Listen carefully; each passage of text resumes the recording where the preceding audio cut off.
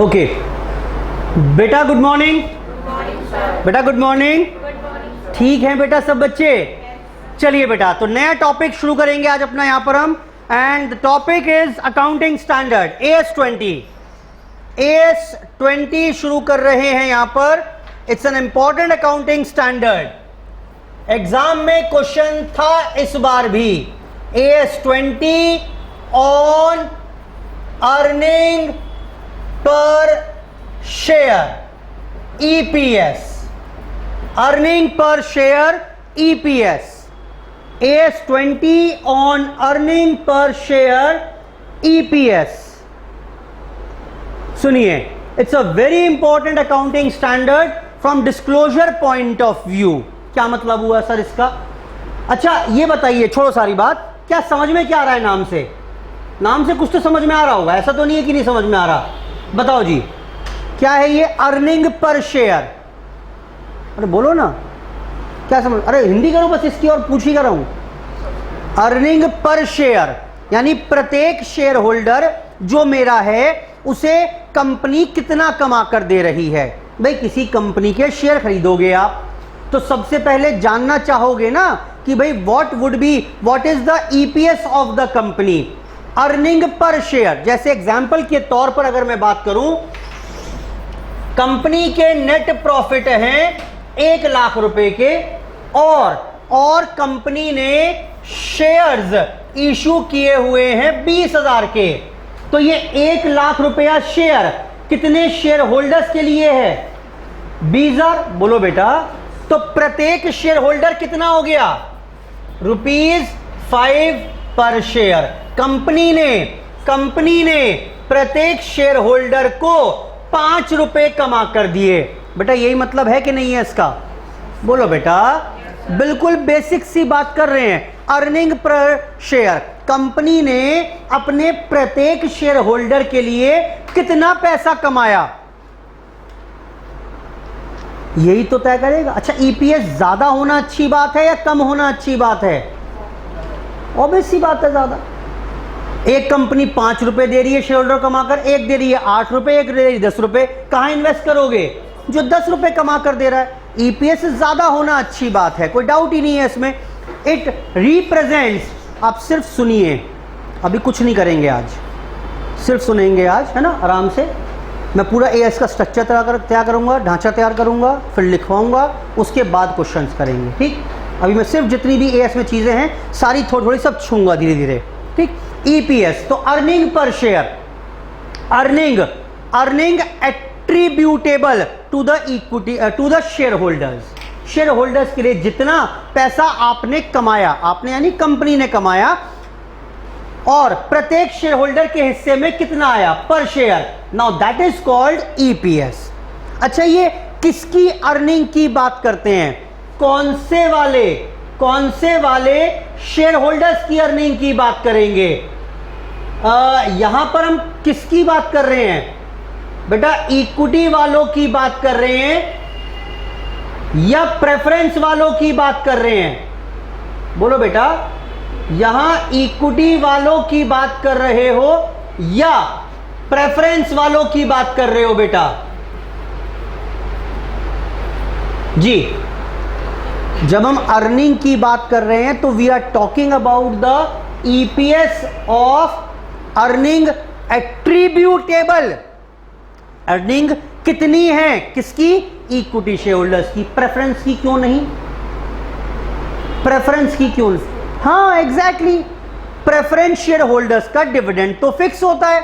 9% preference share capital, 12% preference share capital, तो 12% ही dividend मिलेगा उन्हें। तो मुनाफा होगा तो, नहीं होगा तो वो भी नहीं मिलेगा। तो उसमें क्या ही अर्निंग कैलकुलेट करके दूं मैं आपको? तो अर्निंग किसके लिए कैलकुलेट होती है? अर्निंग होगी इक्विटी शेयर होल्डर्स के लिए कैलकुलेट। जैसे अगर मैं बात करूं यहां पर, तो जनरल बात कर रहा हूं पहले। देखिए ये होता है कि नहीं होता है? This is EBIT। Full form बताओ EBIT की क्या होती है? Earning before interest and tax. Earning before interest and tax. बेटा यही होता है कि नहीं होता है? ठीक, पूरी की पूरी अर्निंग्स हैं, कंपनी कमाई है, अभी इंटरेस्ट और टैक्स की वर्किंग नहीं हुई। हाँ, डेप्रीसिएशन तो लग गया होगा ना? बोलो बेटा हाँ। अब क्या माइनस करोगे पहले इसमें से? बोलो बेटा क्या माइनस करोगे? सबसे पहले माइनस करेंगे इंटरेस्ट, डिवेंचर होल्डर्स का इंटरेस्ट। अच्छा, अब क्या आ गया ये? हाँ, अर्निंग बिफोर टैक्स आ गया। अच्छा, फिर क्या करोगे बेटा? टैक्स माइनस करते हैं। अच्छा, अब क्या आ गया? ये आ गया बेटा प्रॉफिट आफ्टर टैक्स, पैट भी बोलते हैं, अर्निंग आफ्टर टैक्स बोल लो, एक ही बात है। फिर क्या करोगे इसमें से लेस? अब करेंगे बेटा प्रेफरेंस डिविडेंड। बोलो बेटा, पहले प्रेफरेंस शेयर होल्डर्स का ही तो पेमेंट कराओगे। प्रेफरेंस शेयर होल्डर का डिविडेंड बैठता है, पहले वो जाएगा, प्रेफरेंस शेयर होल्डर को डिविडेंड बांट देंगे। अच्छा, फिर क्या होगा? हाँ, इस पर अब कुछ कॉर्पोरेट डिविडेंड टैक्स भी हो सकता है। सर क्या मतलब है इसका? सुन लो थोड़ी सी बात बस, वैसे टैक्स वाले सर पढ़ाएंगे, मेरा विषय नहीं है ये। होता क्या है, मैंने प्रेफरेंस शेयर होल्डर को 100 रुपए दिए डिविडेंड के नाम के। अब सरकार कहती है कि भाई ये जो 100 रुपए दिए हैं ये शेयर होल्डर की कमाई है। हाँ बोलो, अब हम इन सबको जाकर कहां पकड़ेंगे? ये 50,000 शेयर होल्डर हैं जिनको मैंने डिविडेंड बांट दिया, इनसे टैक्स कहां से लूंगा मैं? सरकार ने कहा, विभाग ने कहा, डिपार्टमेंट ने कहा कि सर आप कंपनी हो, हम तो आपसे ही टैक्स लेंगे। आपको अगर इन्हें 100 रुपए देने हैं ना, तो एक काम करना, 5 रुपए या 10 रुपए जो टैक्स के बनते हैं वो काट लेना, ठीक, और वो सीधा हमें देना। यानी अगर मुझे 100 रुपए डिविडेंड देने थे, मैं क्या करूंगा? 90 आपको दूंगा और 10 रुपए सरकार को दे दूंगा। ये बताओ क्या मुझे कोई दर्द है अब? बोलो बेटा नहीं है। डिपार्टमेंट का क्या फायदा हुआ? डिपार्टमेंट का फायदा ये हुआ, पहले उसे 50,000 लोगों से अलग अलग टैक्स मांगना पड़ता और कुछ मक्कार भी निकलते जो टैक्स जमा नहीं करते, तो सरकार ने बर्डन मेरे ऊपर डाल दिया। बेटा क्लियर है बात? ठीक, तो वही है, मैंने प्रेफरेंस शेयर होल्डर को 90 रुपए दिए, 10 रुपए उनके बिहाफ पर टैक्स जमा किया। मेरे लिए तो सारा पेमेंट है, मुझे तो 100 रुपए पे करने थे। सरकार ने कहा पूरे मत देना 100 रुपए, नालायक है ये, मक्कारी कर जाते हैं शेयर होल्डर, टैक्स नहीं देते। कहां पकड़े इन्हें इतने सारे लोगों को? कंपनी विभाग ने, डिपार्टमेंट ने मेरे ऊपर लायबिलिटी डाल दी। अगर आप नहीं करोगे ना टैक्स जमा, सीडीटी कॉर्पोरेट डिविडेंड टैक्स, तो आपको पकड़ लेंगे, हम इन्हें कुछ ना कहेंगे। आई होप ठीक है बात। चलो, तो ये बात हो गया।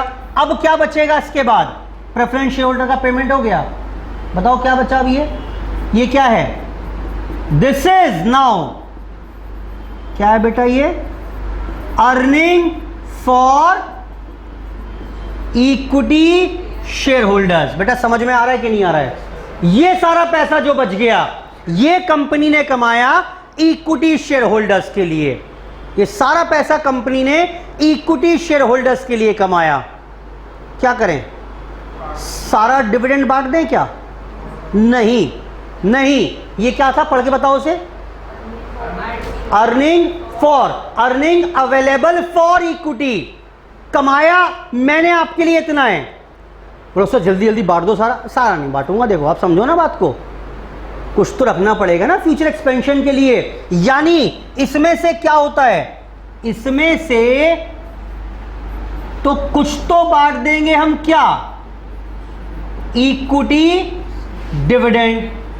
बोलो बेटा। और बाकी क्या होगा? बाकी को बोलते थे रिटेन्ड अर्निंग्स, यानी पीएनएल। याद है बैलेंस शीट में जो पीएनएल का बैलेंस होता है, बैलेंस शीट में जो पीएनएल पड़ा होता है कि नहीं होता है, वो कहां से आता है? वो यही तो है, वो रिटेन्ड अर्निंग्स ही तो होती हैं।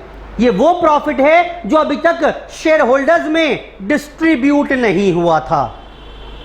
डिस्ट्रीब्यूट, और कौन से शेयर होल्डर्स में? इक्विटी वालों में। बोलो बेटा। So this is like equity dividend, retain earnings. लेकिन हम जब अर्निंग पर शेयर की बात करेंगे तो कौन सी वाली अर्निंग की बात करेंगे? इसकी, इसकी या इस वाले टोटल की?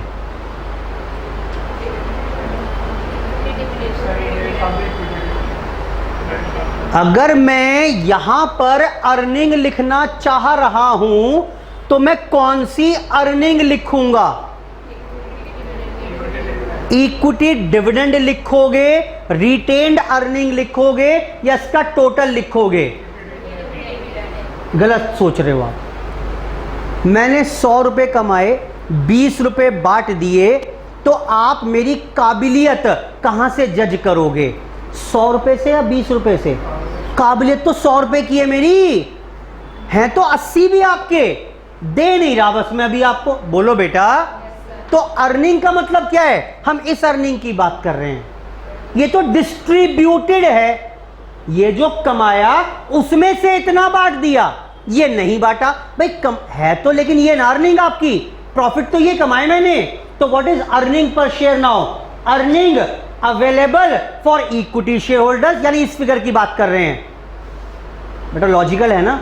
Divided by number of equity shares. Clear है इतनी बात के नहीं है? बोलो बेटा।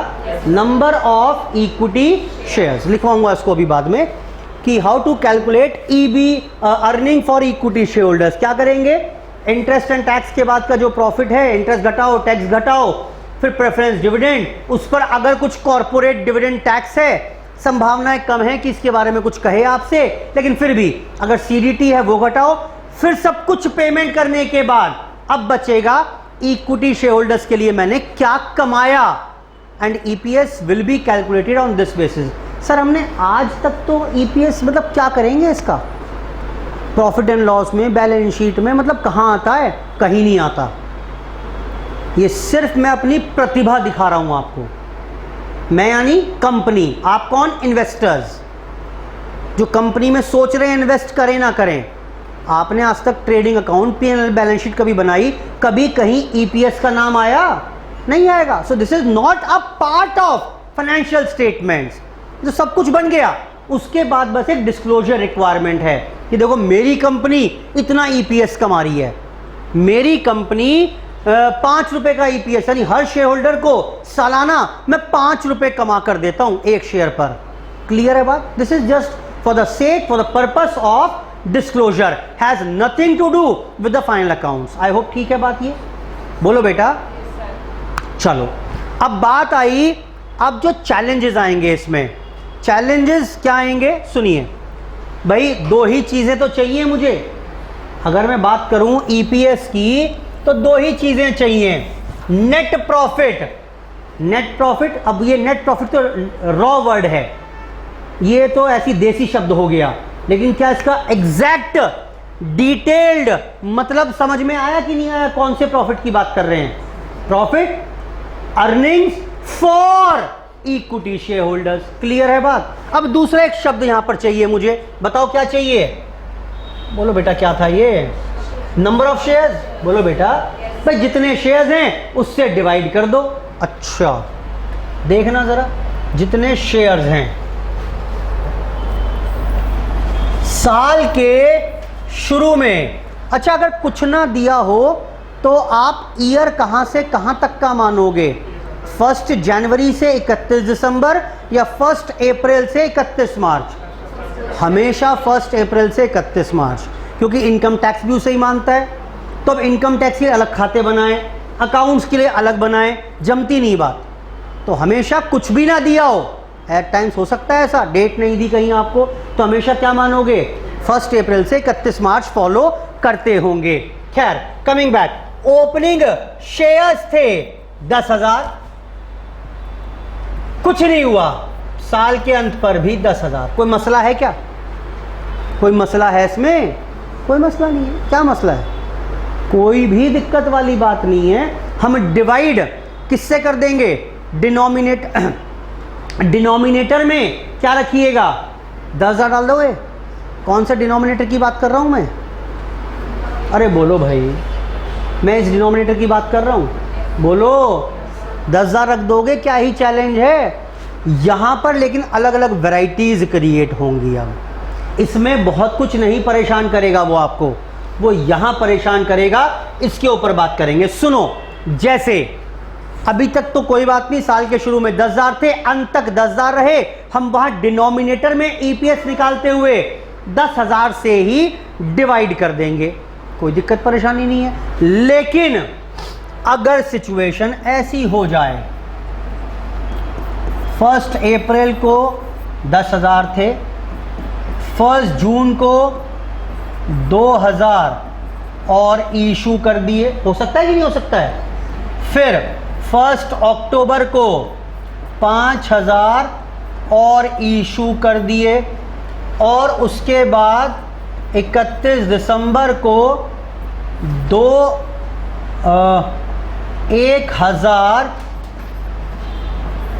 बायबैक कर लिए, और अंत में 31 मार्च का कोई बैलेंस बताएगा कितना? हाँ जी, 10, 12 और 5 17 माइनस 1, बोलो बेटा कितना हुआ? 16,000 क्लोजिंग बैलेंस है। ये सिचुएशन समझ में आती है कि नहीं आती? इट्स वेरी कॉमन सिचुएशन भाई। साल के दौरान कुछ शेयर यहां इशू किए, कुछ यहां इशू कर दिए, ठीक, और उसके बाद कुछ बायबैक कर लिए। बायबैक समझते हैं क्या होता है? अभी चैप्टर पढ़ेंगे, वैसे हम अगला चैप्टर यही है, बायबैक ऑफ शेयर्स। लेकिन बायबैक का मतलब क्या? Just the opposite of issue. मैंने कुछ शेयर अपने वापस मार्केट से उठा लिए, खत्म कर दिए, जैसे यहां पर इशू किया था, उसका ऑपोजिट इज बायबैक। क्लियर है बात? बस इतना जरूर, ठीक है। अभी के लिए अगला चैप्टर हम यही करेंगे फिर कवर। तो खैर 16,000 शेयर इस प्रकार से आज के दिन क्लोजिंग पर हैं। अब मुझे निकालना है ईपीएस, अर्निंग तो मैं निकाल चुका हूं। How to calculate number of shares? कितने लिखें? 10 लिखें, 12 लिखें, 17 लिखें, 16 लिखें, 10 और 16 का एवरेज निकाल दें, क्या करें? नंबर ऑफ शेयर्स डिनोमिनेटर में कितने लिखिएगा? आई होप आपको मुद्दा समझ में आ रहा है। प्रॉब्लम दिमाग में खड़ी होनी शुरू हो गई ना, अरे किससे डिवाइड करें? कभी शेयर कितने हो जाते हैं, कभी कितने हो जाते हैं, क्या करें? तो एक काम करते हैं, एएस कहता है you will use average number of equity shares outstanding during the year. पूरे साल में जो शेयर्स रहे आपके मार्केट में, उनका एवरेज निकाल लीजिए। और हां, एवरेज भी सिंपल एवरेज मत निकालना। कौन सा निकालोगे? वेटेड एवरेज, क्योंकि ट्रू एवरेज वही होता है। अब समझो, मैं अगर आपसे कहूं कि भाई यहां शेयर्स थे 1 लाख 1 अप्रैल को, 1 मार्च को मैंने 50,000 और इशू कर दिए, हो गए क्लोजिंग में 1.5 लाख। तो अगर आप 1 लाख और 1.5 लाख का एवरेज निकालोगे तो 1,25,000 आएगा, सिंपल एवरेज। गलत है कि नहीं है? पूरे साल के 1,25,000 रहे, एक बहुत बड़े एरिया में तो 1 लाख ही रहे, बोलो बेटा। गलत है बात ये भाई। तो simple average not a true average. आप देखेंगे जब भी आगे फर्दर कहीं भी स्टडी करेंगे, हम कभी भी सिंपल एवरेज ना निकालेंगे। तो हम क्या यूज करने वाले हैं? वी विल यूज, क्या वर्ड लेकर आया मैं आपके सामने? अब मैं लेकर आया आपके सामने weighted average number of equity shares outstanding during the year. बेटा पढ़ लो उसे। एएस ने यही वर्ड लिखा हुआ है, क्योंकि एएस ने यही टर्म यूज की हुई है, weighted average number of equity shares outstanding during the year. भारी भरकम शब्द है वैसे, लेकिन कोई खास रैली। पूरे साल में जो एवरेज जो शेयर्स रहे, उनका एवरेज निकाल लो, और एवरेज भी कौन सा? वेटेड एवरेज निकालना है। आपको वेटेड एवरेज निकालना है। आई होप ठीक है बात ये। अब बात आती है how to calculate this weighted average. ठीक, वेटेड एवरेज निकालने कैसे, तो एक काम करते हैं, बड़ा सिंपल है। कौन सा कितने शेयर कितने दिन तक आउटस्टैंडिंग रहे वो निकाल लेते हैं, बात खत्म हो जाएगी। ठीक, वैसे सिंपल एवरेज क्या होता, 10,000 plus 12,000 plus 17,000 minus 16,000 divide by 4, ये होता शायद सिंपल एवरेज। तो लेकिन how to calculate the weighted average, सुनिए ध्यान से, बहुत इंपॉर्टेंट है। हर क्वेश्चन में एक काम करना पड़ेगा आपको। कैसे आएगा, सुनो, समझ लेना एक बार। 10,000 कितने दिन तक शेयर आउटस्टैंडिंग रहे, बताओ। 10,000 कितने दिन तक रहे, 2 महीने। 3 नियम नलायक किए, 1 जून है, वो जान के लिखता है वो 1 जून हमेशा, कि आप जून भी काउंट कर लो, अप्रैल मई जून 3 महीने हो गए सर। वो नहीं भाई, this is April and May only, 2 महीने। बेटा ये 2 महीने का हो गया कि नहीं हुआ? 10,000 रुपये 2 महीने तक आउटस्टैंडिंग रहे, तो उसको वेट दे दिया मैंने 2/12। 2 महीने 2/12। बोलो बेटा, क्लियर है बात कि नहीं है? ये एक काम कर सकते हैं, रुक जाओ, इसको ऐसे मत करो आप, थोड़ा कैलकुलेशन बढ़ जाएगी। लेट्स डू वन थिंग, दूसरे केस कराता हूँ। ये डेट क्या थी, ऐसे समझिए आप बेटा। शुरू में कितने शेयर्स थे, ये 10,000 थे कि नहीं थे?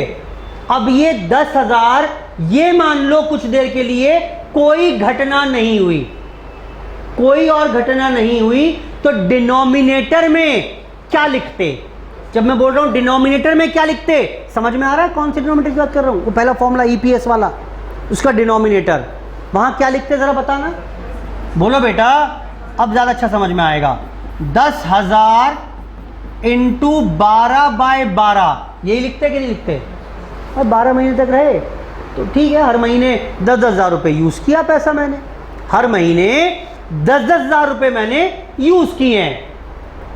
अच्छा, लेकिन इस बार तो कुछ परिवर्तन भी हुआ है, तो आओ परिवर्तन भी कंसीडर कर लेते हैं। बताओ परिवर्तन क्या हुआ? 2,000 और आ गए, और ये कितने दिन तक रहे फिर? बोलो बेटा, तो 2,000 रुपये आउटस्टैंडिंग रहे 10 महीने तक। हाँ बोलो, सिंपल है, सिंपल है भाई। 10,000 रुपये 2,000 रुपये 10 महीने तक। सर अभी और भी बदलाव हुआ है, बताओ क्या हुआ है, वो भी देख लेते हैं। बताओ क्या हुआ है? अरे बोलो क्या बदलाव हुआ है? और 5,000 रुपये फिर से आए कि नहीं आए? बेटा बोलो, कितने दिन के लिए? 6 महीने। ये लो, इन्हें 6 महीने वेट दे दिया। और बताना बेटा, ये प्लस, बोलो बेटा, प्लस प्लस प्लस, बेटा माइनस आएगा। ये समझ में आ रहा है कि नहीं आ रहा है? बताओ क्यों आएगा माइनस भाई? माइनस 1,000 इंटू 3 महीने। क्या ये सारा कुछ निकाल सकते हो? Now this will gives you the weighted average number of equity shares outstanding during the year. Weighted average number of equity shares outstanding during the year. Case क्या बनाया मैंने? In case of issue shares issued during the year और bought back during the year. अगर कुछ share buy back किए या issue किए तो उस केस में डिनोमिनेटर कैसे निकालेंगे? अगर पूरे साल सेम रहते तो देखो, यही बता रहा हूं मैं आपको, पूरे साल सेम रहते, मैं तो ऐसे शुरू करूंगा, तो 10,000 इंटू 12/12 आ जाता बस। यानी 10,000, वही तो आप बोल रहे हो, वही मैं बोल रहा हूं कि भाई 10,000 से डिवाइड कर देना। आपने भी ये कहा, मैं भी तो ये बोल रहा हूं कि 10,000 से डिवाइड करना। लेकिन आगे भी कुछ बोला हुआ है तो उन सब का भी इंपैक्ट मैंने कंसिडर कर लिया for calculating weighted average number of equity shares. I hope ठीक है यहां तक की बात। तो बढ़ूं आगे, और क्या कॉम्प्लिकेशन आ सकती हैं? एक काम करते हैं, कुछ क्वेश्चन करते हुए चलते हैं, ऐसे तो फिर उड़ जाएगा मामला। पढ़ो आप ना, एक क्वेश्चन मेरे लिए फोर्थ कर दो झटपट से, अभी के अभी फोर्थ कर दो मेरे लिए।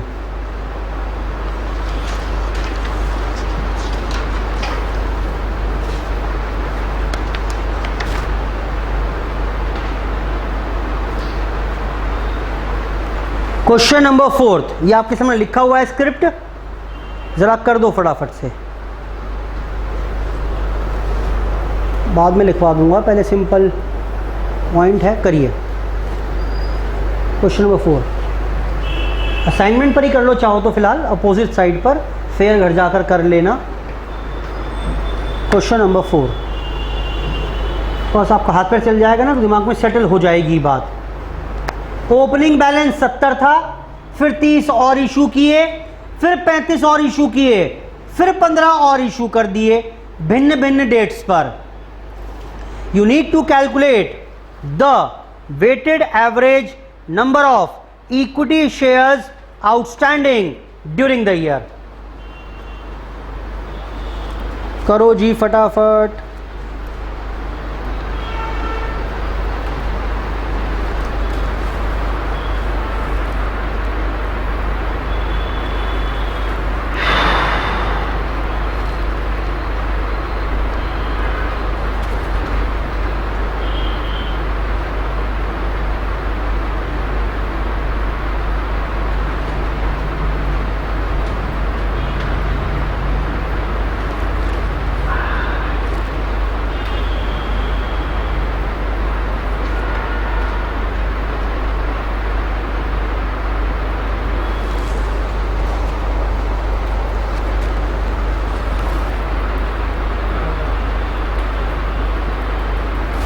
करिए बेटा कैलकुलेट। क्वेश्चन नंबर 4 की बात कर रहे हैं।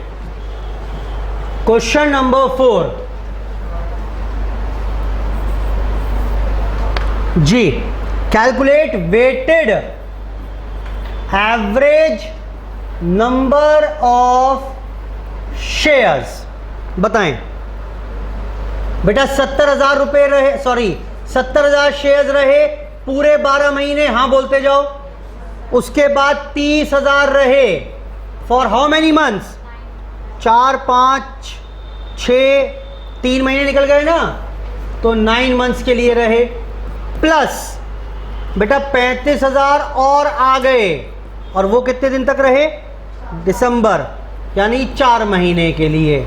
और फिर 1 फरवरी को फिर से 15,000 इशू कर दिए, और ये आउटस्टैंडिंग रहे 2 महीने। मैंने सबको वेट दे दिया, बताओ कितना आ गया वेटेड एवरेज? अब 66,000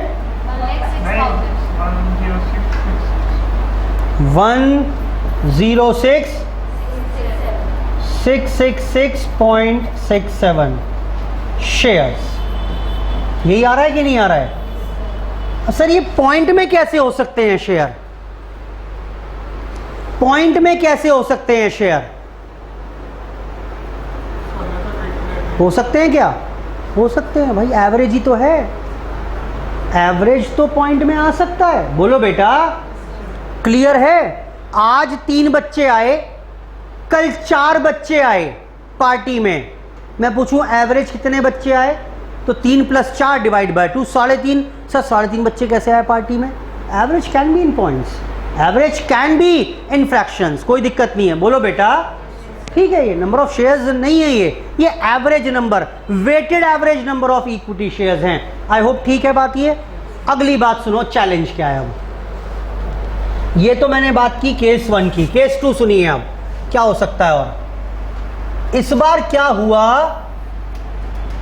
1 अप्रैल को शेयर्स थे 20,000 ₹10 वाले, लेकिन 8 पेड अप, ₹8 ही आए हुए हैं अभी तक। फिर क्या हुआ, यहां पर कहीं 1 जून को कॉल रिसीव हो गई 20,000 शेयर्स पर @2 की, जो कॉल थी वो रिसीव हो गई, यानी ये फुल्ली पेड बन गए। अब क्लियर है बात। फिर दोबारा से यहां पर कहीं 1 अक्टूबर को इशू कर दिए हमने 5,000 शेयर ₹10 वाले, फुली पेड। फिर दोबारा इशू कर दिए। ठीक, चलो इतना ही करते हैं बस, मुझे समझाना समझ में आ जाएगा इससे। अब पता है प्रॉब्लम क्या आई, अगर सिर्फ शेयर्स का इशू होता तो हम भुगत लेते उसे, वो तो हमने सीख लिया। अब प्रॉब्लम ये आई कि शेयर भी चेंज हो रहे हैं और उनकी पेड अप वैल्यू भी चेंज हो रही है। सारे शेयर्स एक जैसे नहीं हैं, तो क्या करेंगे? अच्छा बताओ क्या करते हम, अभी तक क्या करते वो बताओ, जो सीखा हमने उसके मुताबिक, उसी में कुछ चेंज करवा दूंगा बस, और क्या है। अरे मदद करो ना, क्या करते आप? 20,000 शेयर्स पूरे 12 महीने रहे, हाँ बोलो, ठीक है। अच्छा फिर 20,000 और रहे, लेकिन ये रहे कितने दिन तक? हाँ जी, 10 महीने तक। अभी प्रॉब्लम खुद नजर आएगी आपको, क्या गलत करा आपने। ये 5,000 रहे कितने दिन तक? बोलो, अरे क्या बोलते हो, 6 महीने रहे क्या? अक्टूबर, अच्छा ठीक है 6 महीने, ठीक है बेटा। अब बताओ गलती क्या है इसमें? सर गलती ये है, सारे शेयर एक जैसे थोड़ना है। ये पार्टली पेड था, ये फिर ₹2 की ही कॉल थी, वो फुल्ली पेड था। ये तीनों एक तराजू में नहीं आ सकते। क्या इन 20,000 शेयर और इन 20,000 शेयर की वैल्यू, की रैंक, की इंपॉर्टेंस, की वेट क्या बराबर है? नहीं है। इसका कुछ और वेटेज है, इनकी कुछ और वेटेज है। तो पहले वेट बराबर करो, इनका वेट बराबर करो। क्या करें? एक काम करते हैं, प्रॉब्लम क्रिएट क्यों हो रही है? सबकी वैल्यू अलग अलग है, पेड अप वैल्यू, हाँ बोलो। तो अगर मैं उसको नलीफाई कर दूं, ये देखना, ये देखो मैंने क्या किया, 20,000 × 8। मैंने अब कहा मैंने ये नहीं कहा कि 20,000 शेयर 12 महीने आउटस्टैंडिंग रहे, नहीं, मैं क्या बोल रहा हूं, 1,60,000 रुपए की कैपिटल 12 महीने आउटस्टैंडिंग रही। अब तो ठीक है बेटा, हाँ बोलो। फिर मैं क्या बोल रहा हूं, मैं बोल रहा हूं 20,000 × 2, हिंदी करो क्या मतलब हुआ इस पूरे का, कि 40,000 रुपए की कैपिटल 10 महीने रही। कंपनी ने 1,60 रुपए यूज किए 12 महीने, शेयर की ऐसी की तैसी। कंपनी ने 40,000 रुपया शेयर का यूज किया 10 महीने। कंपनी ने 50,000 रुपया शेयर का यूज किया 6 महीने। क्या बात सेम लेवल पर आकर खड़ी हो गई? अभी तक क्या बोल रहे थे आप?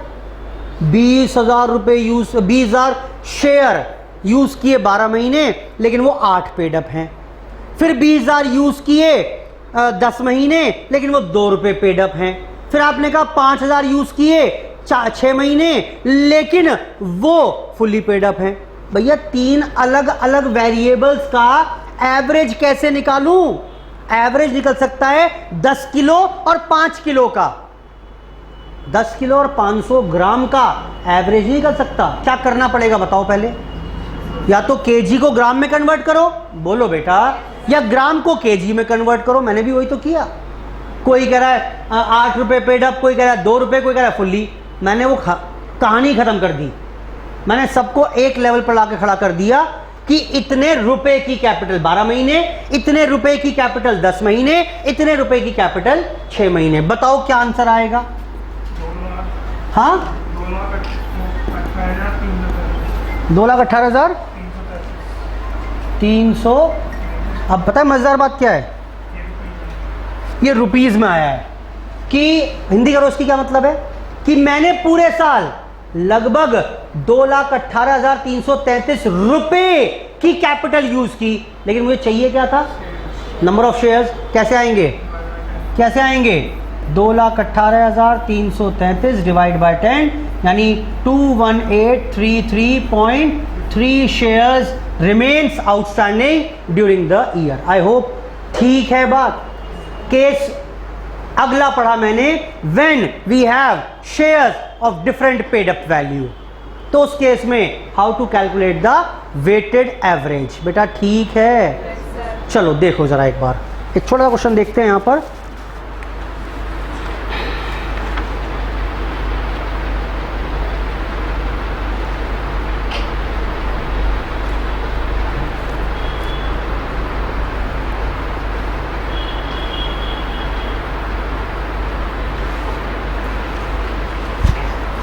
क्वेश्चन नंबर 6, नहीं 6 छोड़ो, अभी इसमें बताना पड़ेगा। 13 पर आइए, ये सारे एग्जाम के क्वेश्चंस हैं 8th के बाद, these all are past year questions. 13th पर आइए,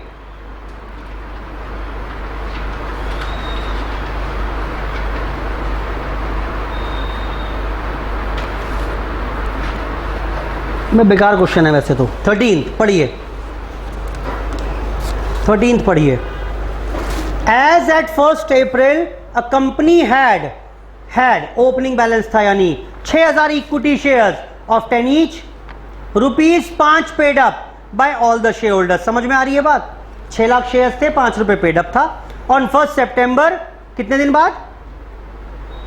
6 महीने बाद, 5 महीने बाद भाई, 1st September है। द रिमेनिंग 5 रुपए वॉज कॉल्ड अप। कोई दिक्कत है क्या? यही तो बोल रहा है, देखना, ये शेयर्स थे, 5 रुपए पेड अप, 5 और मंगा लिए बाय। अच्छा मजेदार बात पता है क्या है? ये जब पैसे मंगाए, paid by all except 1 share holder having 60,000 shares, यानी यहां पैसा कितने शेयर्स पर मिला? 5,40,000 पर मिला है शेयर्स पर। क्लियर है? क्या ही दिक्कत है मेरे लिए? यहां 6 लाख लिखोगे, यहां कितने लिखोगे? 540 इंटू 5। बोलो बेटा, that's it, that's it. Net profit for the year ending 31st March was ₹21,96,000। बेटा क्लियर है? नेट प्रॉफिट कितना था? 21,96,000। After considering dividend on preference shares and dividend distribution tax on such dividend totaling to 340। ये dividend और उस पर tax देने के बाद थे। आपको कौन सा प्रॉफिट लेना है? 21,96,000 में 3,40,000 ऐड करोगे या माइनस करोगे? प्लस करोगे या माइनस करोगे? जल्दी बताओ। कुछ भी नहीं करेंगे भाई। मैंने आपको बहुत स्पष्ट रूप से ये बता दिया है, बताया था कि नहीं बताया था? बहुत क्लियर रूप से बता दिया भाई कि ये रहा सिचुएशन और ये दिया हुआ है इसने। बोलो बेटा। और बताया हुआ है ये इतना था। अरे कितना भी हो ऊपर, अबव द लाइन कुछ भी लिखा हो, that is irrelevant for me. हाँ, अगर उसने ये दिया होता तो मैं ये माइनस करके ये निकालता। वो जानकर उसको इररिलेवेंट बना रहा है कि आप गलती करो। ठीक, अगर क्लैरिटी है तो कोई दिक्कत परेशानी वाली बात नहीं है। Compute basic EPS as per AS20। बेटा क्या कर पाओगे? फटाफट से जरा वेटेड एवरेज निकालो। नेट प्रॉफिट दिया हुआ ही है, कोई समस्या है ही नहीं।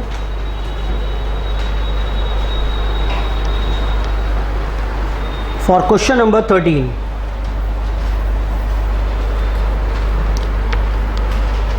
जी, weighted average number of equity shares outstanding during the year. How much is this beta now? 6 lakh shares थे 5 रुपए वाले बेटा पूरे 12 महीने के लिए। फिर मांगे तो सब 6 लाख पर थे, लेकिन 540 पर ही मिले 5 फॉर 7 मंथ्स। मेरे ख्याल से तो काम ख़त्म हो गया। देख के बताओ समझ में आया कि नहीं आया।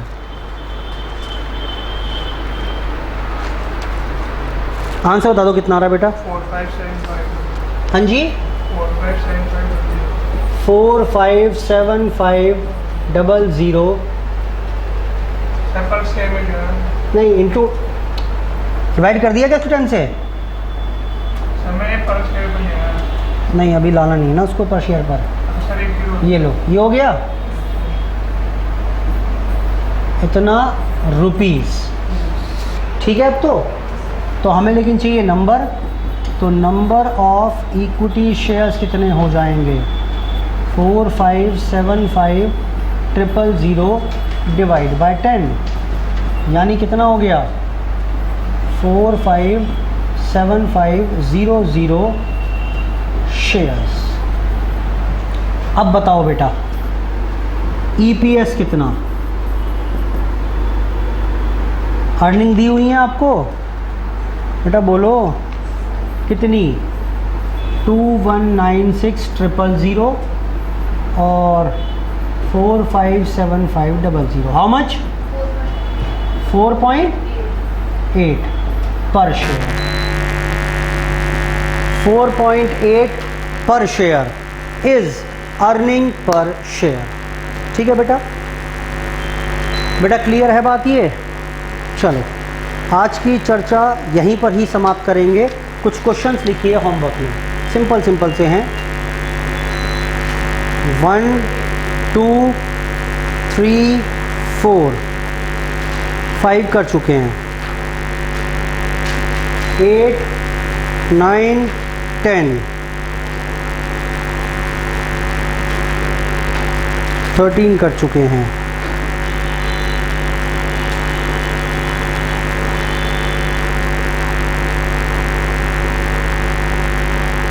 चलो ये क्वेश्चंस करेंगे, बहुत सिंपल है। मैंने सिर्फ इंट्रोडक्शन दिया थोड़ा सा आज। ठीक, इसके आगे चर्चा will start in the next class. ठीक है, आज की चर्चा यहीं पर समाप्त। धन्यवाद। बाय।